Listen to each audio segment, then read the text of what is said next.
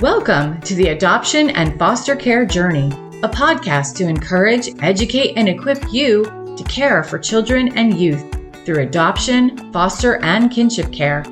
Hosted by an adoptive mom with over 22 years of kinship and adoptive parenting experience.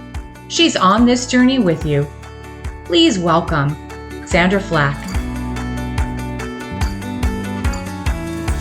Cast all your anxieties on him because he cares for you.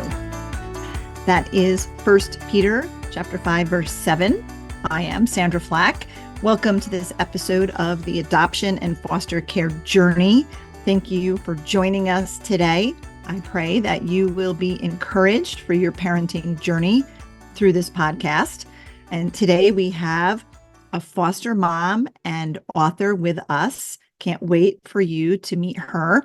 But first, as always, love for you to check out this important resource. Natalie Vecchione of the FASD Hope podcast and Sandra Flach of the Adoption and Foster Care Journey podcast would like to invite you to join their Hope for the FASD Journey, a virtual support community for parents and caregivers raising individuals with an FASD, diagnosed or not. This faith-based community includes an online bi-monthly support group, a monthly VIP conversation, and a private Facebook group which includes a video devotional from Natalie and Sandra every Saturday.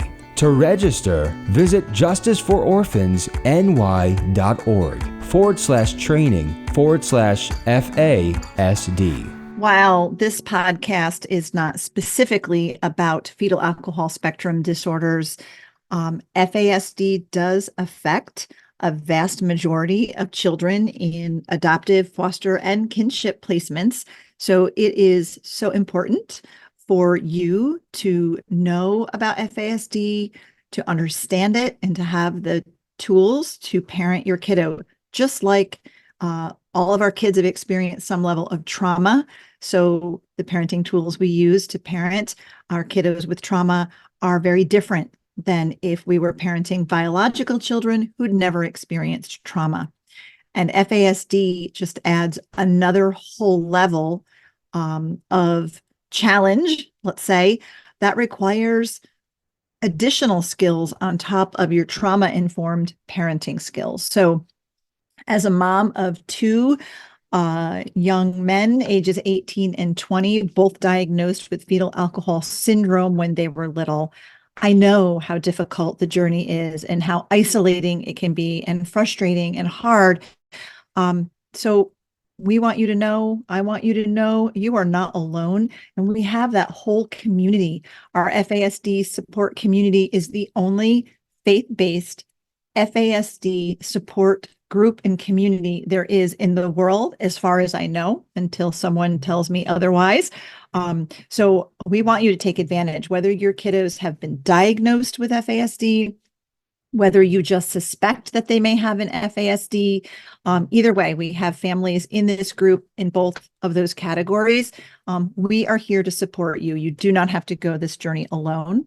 In addition to the support group, I also offer one-on-one parent coaching, online coaching, FASD coaching sessions for caregivers and parents. And you can check those out on our website, and also a variety of online and in-person FASD workshops.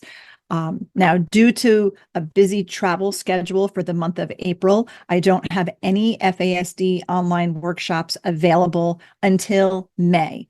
So our next intro to FASD, which is a 1-hour free workshop, that will be given again on May 8th at 1 p.m. Eastern Time.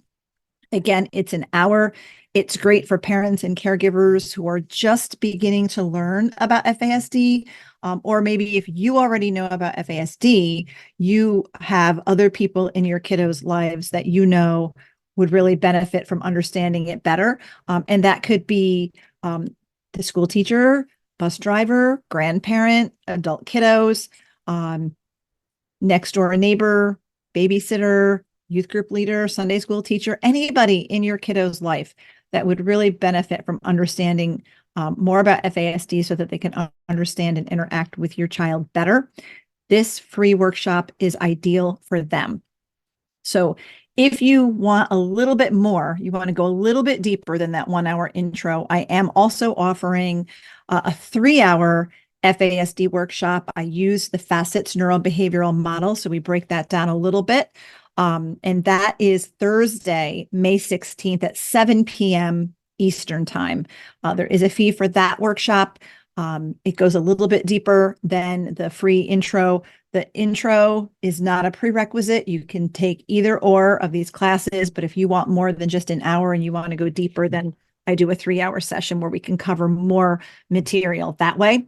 To register for any of the workshops or the coaching or to join the support group, go to our website, justicefororphansny.org, and then you'll see a tab at the top of the page that says training, and then FASD is in the drop down. You can click on that as well. So I hope that you will check that out. Now in April, like I said, I've got some traveling to do. And if you are in the North Carolina area, or if you can get there, I will be leading an FASD in-person workshop at the Renew Retreat. This is a retreat for adoptive and foster parents. It is April 18th through the 20th. It's in Swansboro, North Carolina, right near the ocean, near the beach. And it is a great, I attended last year. I led a workshop there last year. And there's couples. It's a great couples retreat. You do not have to be a couple. There were some single adoptive and foster parents there. But it is such a time of nourishment for your soul. You just feel so blessed, and you will definitely have your batteries recharged. It is organized by the amazing Jody Jackson Tucker. She is also an adoptive parent. She was the international director of Orphan Sunday for many, many years. She wrote the Bible study Second Mothers, and she has a whole online group of second mothers. Maybe you're part of that. But Jody organizes this retreat. She will be there. I will be there. And if you are interested in this retreat, I will put a link in the show notes, but you would go to renewretreat.org to be able to sign up for that. Also, please, please, please subscribe or follow, like this podcast. When you do, it makes sure that other adoptive and foster parents who are looking for a resource like this can easily find us online. And please leave a review if you would like to. We always love to hear from our listeners.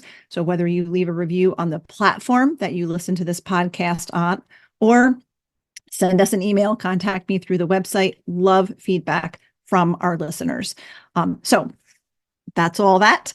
And now we're going to get to our guest, Autumn McKay. Autumn is an author, early childhood educator. She has written a series of early childhood books, and she and her husband are parents to 3 kiddos, and they are foster parents. Please welcome to the show, Autumn McKay. Hi, Autumn. Hi. Welcome to the show. It's so great to meet you, and can't wait to hear your story. Yeah, I'm excited to be here. Yeah. And we'll let our listeners know you have a newborn little foster baby sitting next to you. So if we hear any little grunts and groans or gurgles, it's a precious little one, and we just love that. So we're not going to edit that out at all. And we did pray for the baby before we started. So just let our listeners know that. But what I would love to know is a little bit about your foster care journey. How long have you and your husband been fostering? So we have been fostering a little over a year. Wow. Yeah. So we've had 2 placements in that time. Wow. Wow. So I know you have some biological children. What led you guys to consider becoming foster parents? So before we even got married, we knew that we wanted to have biological children. And then if God led us financially and emotionally and mentally to adopt, or whatever path that would be, we wanted to pursue it. So our kids are 10, 8, and 6 right now. And so we got to the point where we felt like we were in a good position in our marriage, in our family, finances, all the things. And so we started to like look into adoption. And looking into that, we learned that there were 20 waiting families for every baby that was being put up for adoption. And many of those families have gone through like infertility and just naturally could not have a family themselves. So we kind of felt like we would be stealing a baby from someone that couldn't have children. So we just didn't feel like that was the plan that God had for us. So we looked into other options. We had friends and family that had fostered before, and so we asked them about it and we prayed through it, and we just felt like that was the path that God was leading us on. And we actually went into fostering hoping to adopt, but through our first placement, we learned like through the children that we had in our home that they have such a biological connection with their biological parents, and they like crave to be back at home, even no matter what the situation they came from was. So we learned that if we can, we cheer for the biological parents, but if that is not the best situation for them to return to, then we look for either relatives that they can be with or the best family that they can be with.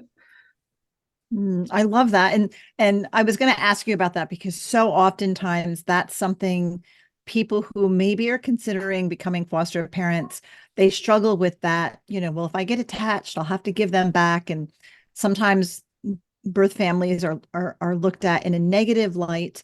But so many folks that I've interviewed over the years really take this on as a ministry, even to the biological family, the birth mom, really trying to minister to them and be a support and an encouragement, because, as long as our kiddos can be safe, the best place for them is with their family. And those children are naturally wired to want that, right? Like you said, no matter how bad the situation may have been, those kiddos want mom and or dad. And if we can minister and be a support and a resource to be able to help make that happen, that is a wonderful ministry. And reunification is the goal of foster parents, Right. of fostering, right? So that's great that is something that you've seen to be valuable. Have you had good connections with birth families? So our first placement, it was 2 little boys, a 3 and a 5-year-old, and they went to be with grandparents. Parents weren't ready yet, but so we connected with their grandparents, and we've been at their home. They've been at our home. We've celebrated birthdays together. So it's been a really good experience. It still wasn't easy when the boys left, and there was still some grief with that, but it's good for my kids and for my husband and I to know that we can still be in contact with them. Yeah, I love that. Love that. And that is definitely the trend in foster care nowadays, is that kinship placement. If they cannot be reunified with birth parents, then a relative is actually priority over general foster parents. So we see that in our state as well. What state are you in? I'm in Georgia. In Georgia, right? And I'm upstate here in New York. So okay. That's what we're seeing in our state as well, is that trend of kinship care and preventing kids from coming into foster care. So that's important. But when it's grandparents, like you mentioned, oftentimes they're not really equipped or prepared to bring the children in, so they could use some extra support and help as well. So that is wonderful. Also, children who come into care have experienced trauma. They've experienced loss. Many of them have been prenatally exposed to drugs and alcohol, all of which impacts brain development, which impacts behavior. What has been your experience, Amber, with the kiddos that you have fostered? What has that experience been like with behaviors and challenges? So we were naive when we went into it, thinking like that the children biologically are this age and that they would act that age like our children did. However, they usually act like half that age with their emotional and like developmental. Yes, yeah. Thank you. So like our 3-year-old really acted like a 1.5-year-old. So when he was upset, he would literally throw himself down on the ground and have a tantrum instead of being able to like talk to me about it. But even though they are at lower developmental stages, they still are able to attach and to like open their hearts to you and to learn. They really learn a lot from my biological children. They were really good influences for them. So that was really good to see. And I was really nervous about like the whole process with my biological children, like what they would see and what they would witness that they had not had before. And like seeing the trauma that they had come from, I was really nervous about them seeing that. However, they really like made me proud because they were showing empathy towards the children, and they were learning how to like accept them for who they were, and they were teaching them like, this is how we hold our fork, or we pray before we eat, or that's not a nice thing to say, things like that. And so it was really, really good to see their interactions together. Yeah, that is great, because I know sometimes that's another reservation potential foster families may have is how will this negatively impact my own children, so to speak, Mm-hmm. right? What's that going to be like? And we do, right? As parents, it's understandable to have that concern. So I talk to a lot of families where it turns out to be such a positive and a blessing, where our own children, if we have biological children, really do rise to the occasion, and they definitely have compassion and empathy. And I know adult foster parents who their parents fostered when they were kids, and it had such an impact on them that they knew growing up they wanted to become foster parents themselves. So Cool. most of the time, I think it has a positive effect on our kids, and they get to see a bigger world out there beyond their own, Altered. wants. Yeah, yeah.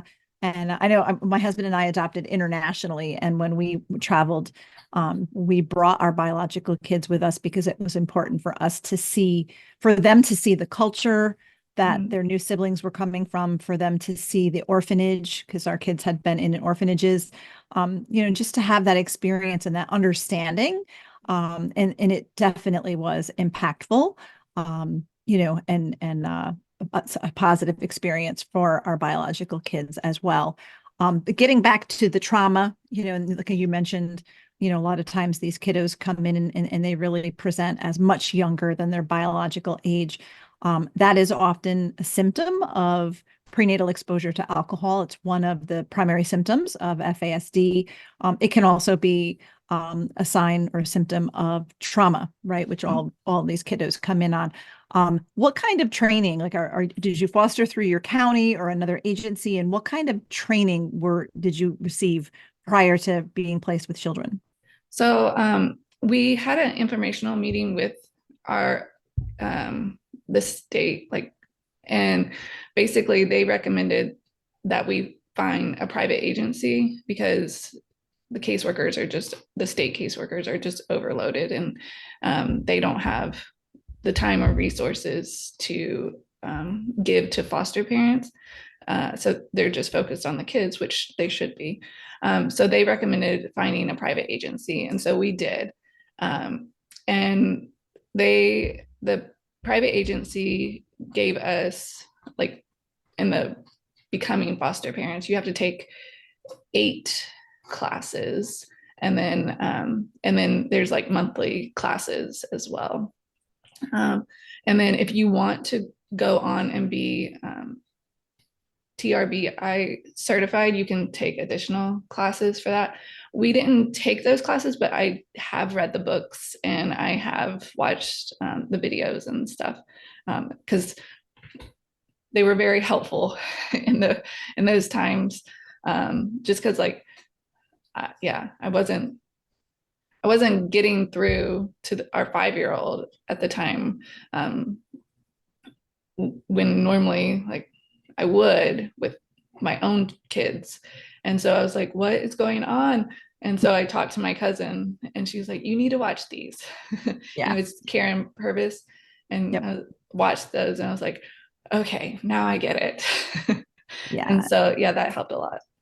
Yeah. TBRI was a lifesaver to us because we had 5 adopted kids, and we had, our first kiddo was a kinship placement. We weren't foster parents, and she didn't go into the foster care system, but would have if we hadn't stepped up. So we got legal custody of her because she was a family member, and then, but had no training. There was 0. We had no classes, and I didn't even know I would need a class or a book or anything.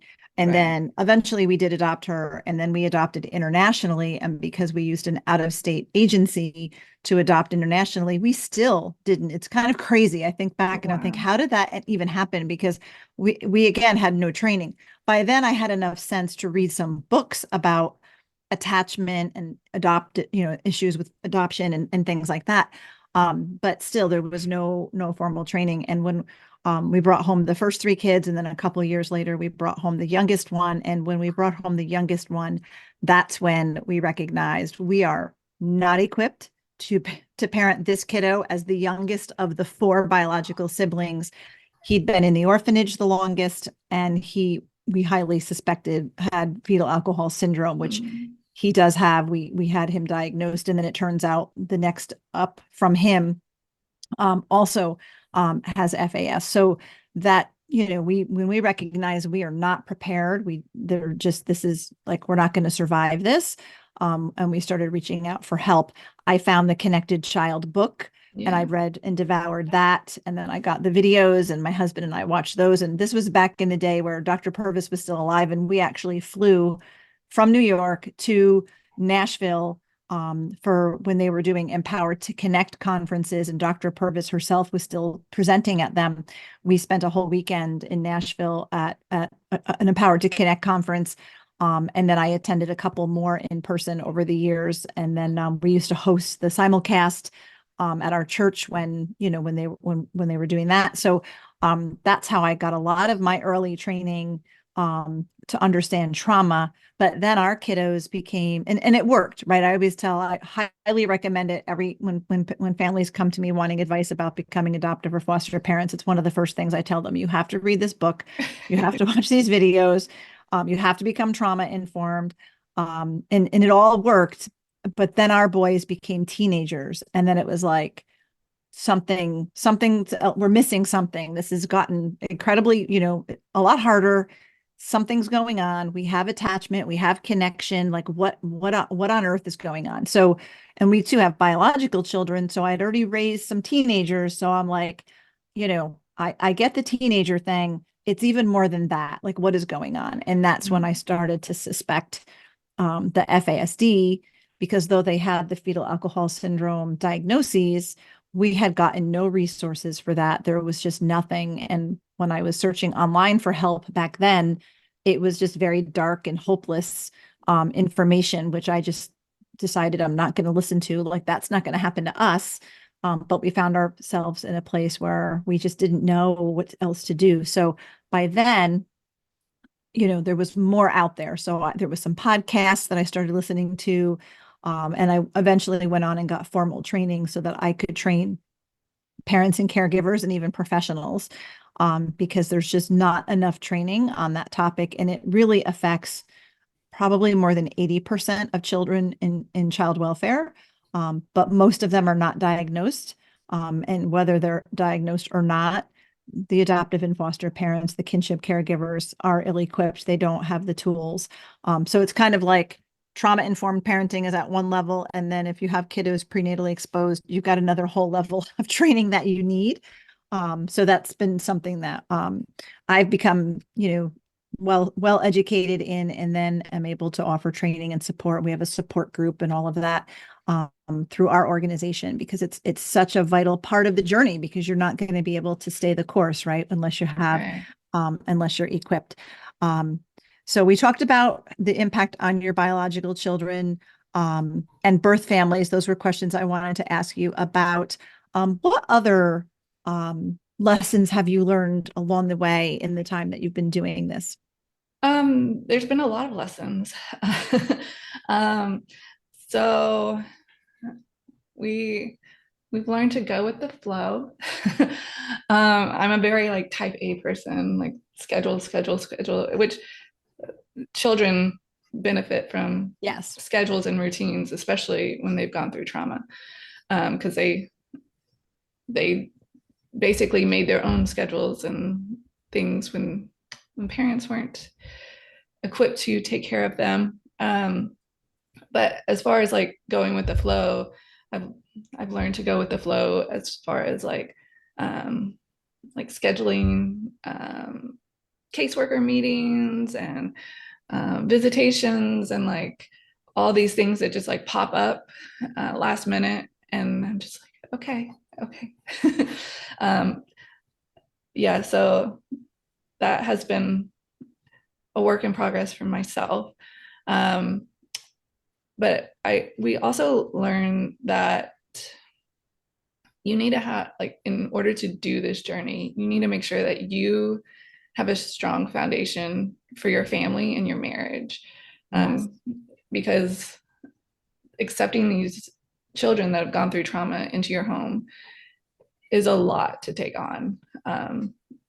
Like just bringing in a new baby, like your own biological baby, is a big step in a family. But children that have gone through trauma is an even bigger step for you as a parent, especially when you have biological children. It's just a lot for everyone in that family. So you need to make sure that your marriage is good, your relationship with your kids is good, and even like the dynamic in your family and everyone is on board through that process. So yeah, the marriage one is huge, right? We're both, you and your husband, on the same page when it came to deciding to foster. Yes, we were.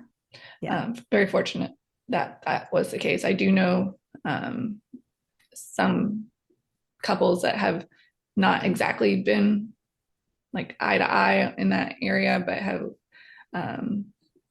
kind of still taken the journey.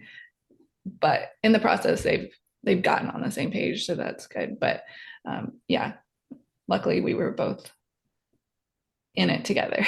Yeah, and it's an important piece to it, because I know when we did our kinship, when we took in our daughter through kinship placement, we were both on the same page because she was a relative, and we were like, of course we're going to do this, right? Right. And then, as the years went on and I started to feel compelled to adopt internationally, it was, and I talk about this in my book, the Lord started with me. And when I finally surrendered to it, like, okay, all right, I see it. This is what you're calling us to do. Now you've got bigger fish to fry, God, because I don't think my husband is going to be on board. And it did take him a while, a few years to get on board, but I also had to learn to really just be silent and pray. Like I shared with him, this is what I feel like we're called to do. And he was like, yeah, maybe one day. And I just asked him to pray about it. But then the Lord basically told me to be quiet, which is really hard for me actually, but because I knew I could probably talk him into it if I tried really hard, but I had enough wisdom to know that that's not a good thing because this could be hard. And like you said, we have to be on the same page. We have to, have a strong, solid marriage and be, in unity on it because it can be hard. And it has been for us, and my husband did get there, he did get there where, he finally heard from the Lord and we said yes together. And like I said, we adopted 4 siblings internationally, and our 2 youngest, are diagnosed with FAS. So we've got, even though they're 18 and 20, we're not going to be empty nesters anytime in the near future, maybe if ever. So it really transformed our lives, our marriage, our family for the better, but it's different than maybe we thought it would have been, 30 years ago when we were parenting our biological kids, right? So you have to be on the same page because it can be very hard.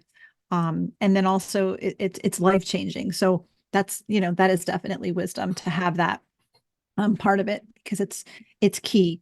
And for our kids, right? We want to make sure that our biological kids, if we have those, are okay as well, and that we have a strong family. Because and even I have found that personally, and I know TBRI brings us through this, right? If we have any of our own unresolved issues, it will come up when you're parenting kids with trauma, because they're really good at pressing buttons and bringing us to that place where, we're not really liking ourselves or how we're responding to things and have to take a good hard look at why does this bother me? Why do I have a hard time with this? Why, and really look at ourselves. Because if we have any unresolved conflict or, trauma ourselves, it will surface super fast in this parenting journey. So we have to make sure that even we ourselves have gone through some healing. And I think it was Dr. Purvis who said, we can't bring children to any levels of healing that we ourselves have not been to. So we definitely have to take care of that ourselves as part of this because it will surface. Any other thoughts on the fostering piece before I wanted to ask you about some of your books? I don't think so. Yeah. I think because I didn't want to leave anything out. So in addition to being a mom and a foster mom, you are an author. And I see that you have 3 books. 2 of them are children's books. Tell us about those. So I actually have like 15 books. Oh my goodness. I only saw 3 on my list. So no, tell us. So they're all like early education books. So I was a teacher before I became stay-at-home mom, then author. So it's basically, I got bored being a stay-at-home mom, and I wanted to make that time with my children intentional. And so we started doing learning activities together. And so my husband encouraged me to turn all of those activities into books. And so there are hands-on activities that parents can do with their kids, or teachers can do with their class. But there's also some like workbooks that are easy to take to a restaurant and do at a restaurant or doctor's office while you're waiting in a doctor's office. And so there's some that are divided up into themes, like engineering or water play or learning about space, things like that. And then there's a couple books that are just focused on learning letters or learning to read or learning colors. Yeah. Oh, that's exciting. So, and then you've also written a book for moms, the Full Life Gratitude Journal for Moms. Tell us about that one. So that one was developed because basically I needed it for myself. So I was going through like mom burnout, and I was just kind of just going through the motions and overwhelmed with all the task of motherhood and everything. So my husband had been listening to a lot of podcasts about business entrepreneurs. and he heard that many of them started their day with gratitude. And so he started practicing it himself, and he encouraged me to start it and try it. And so I eventually did. And I just noticed that while I was focusing on gratitude, my brain was wandering in different directions about things that needed to be done. And so I created the journal so it would help me to stay focused on being grateful and writing down my blessings. And it's also a really good way to like go back and like see my journey. So it has 3 things that you can write down that you're grateful for. These can be big things or little things. Like sometimes mine was, I got to drink my cup of tea and it was hot the whole time. And then it has a place where you can write down your win for the day and a lesson that you learned, and then a spot for prayer. I love that. And I agree with the gratitude perspective, because that's something that I have been doing for a number of years now. I read a book years ago, 1,000 Gifts, Mm-hmm. and the author's name, she's a very well-known author, and my brain just went blank on her name. But if you search 1,000 Gifts, you'll find it. And the book challenges you to keep a journal. Like the author you started just using a notebook and writing down every day things that she was thankful for. And like you said, it could be just my tea stayed hot the whole time, or it could be I actually got a hot shower today, Right. to, other bigger things. But I started doing that as part of my daily quiet time. And I have countless journals full, and I number them every day. Like I just go through and I number them in my journal and just keep doing that. I start over with one when I start a new journal, and I just actually finished a journal yesterday. And I have a fresh one ready to go for today. But I just find that having that, that starting your day with gratitude, whether you start your day that way or you end your day that way, whenever, everybody does it at different times, but focusing on gratitude is huge. Because then we begin to see how the Lord has really guided us through our Right. days. And he's showing up way more than maybe we think in those frustrated moments. So I love the idea of a gratitude journal just for moms. Where can our listeners find the journal and all of your books? So I have a website called bestmomideas.com.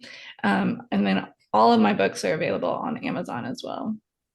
Great. So bestmomideas.com. In addition to the books, do you blog there? What would we find there? Yes. So I do blog there. Basically, it's my motherhood journey, like all the chaos and messiness and laugh at me moments that I've learned, as well as just it talks about my books and some fun activities to do with kids, and like screen time with young ones and things like that. So yeah. So love that. Love that. So it's bestmomideas.com. And we will put a link in the show notes for this episode so our listeners can very easily find your website. Your books are there. They're also on Amazon.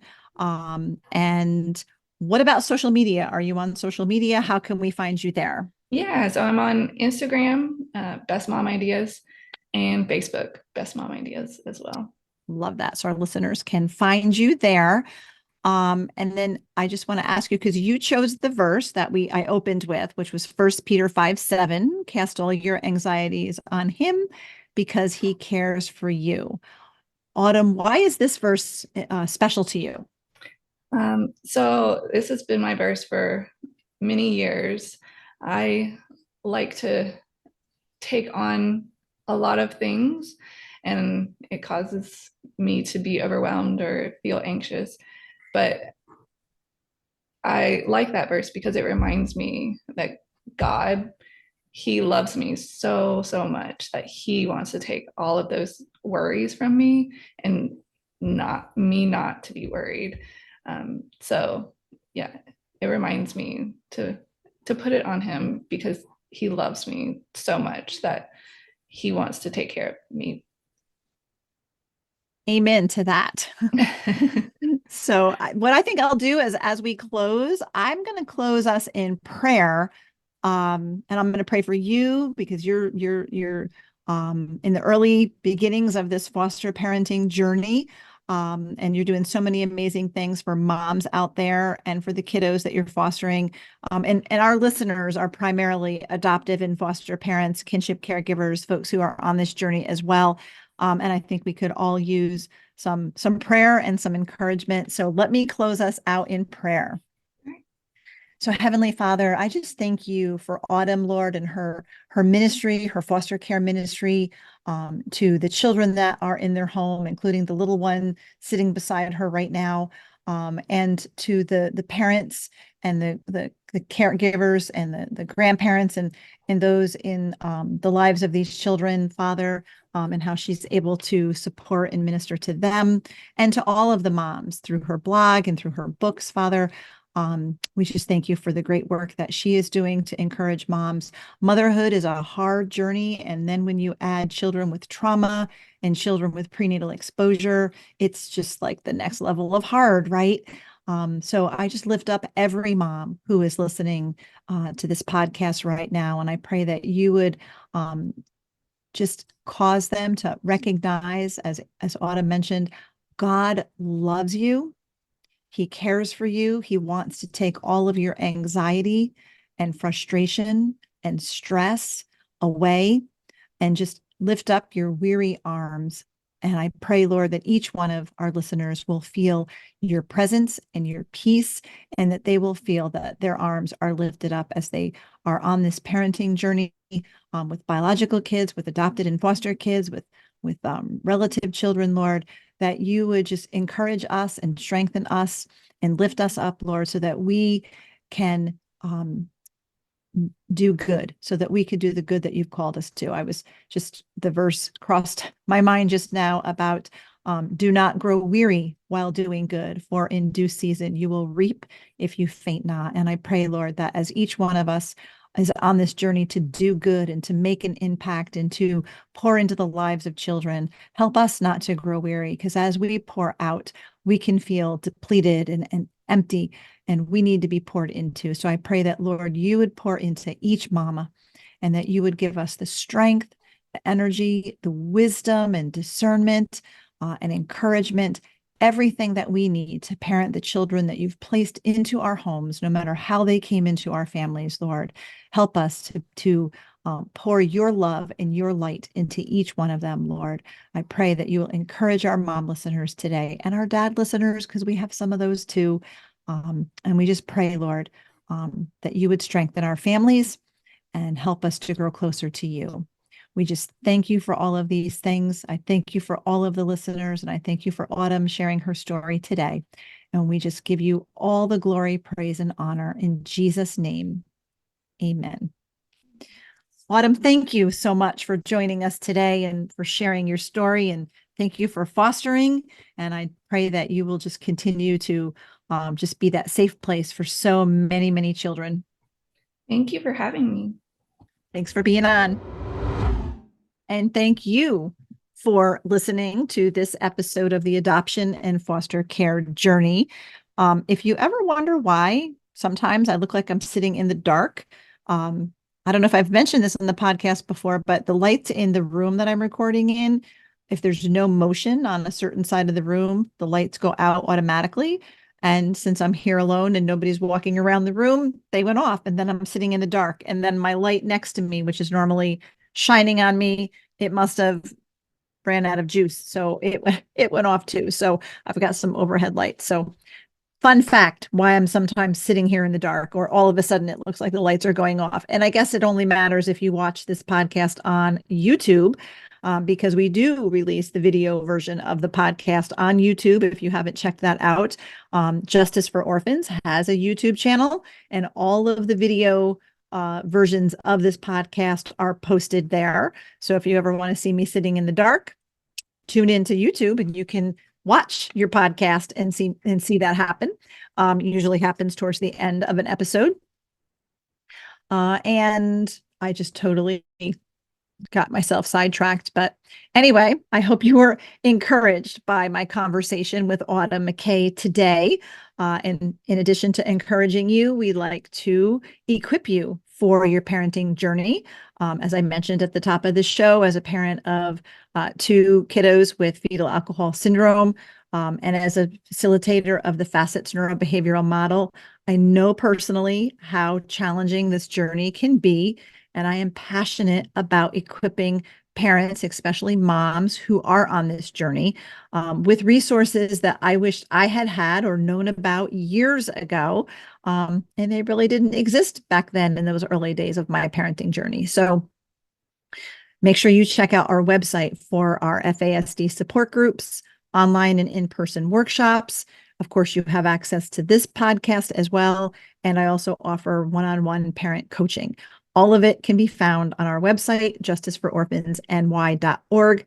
And of course, there's a link in the show notes to this episode, to our website, as well as to bestmomideas.com, which is Autumn McKay's website, where you can find her books and read her blog as well. So if you enjoyed the show, again, please subscribe, leave a review. Also find us on social media. Justice for Orphans is on Facebook, Instagram, and LinkedIn.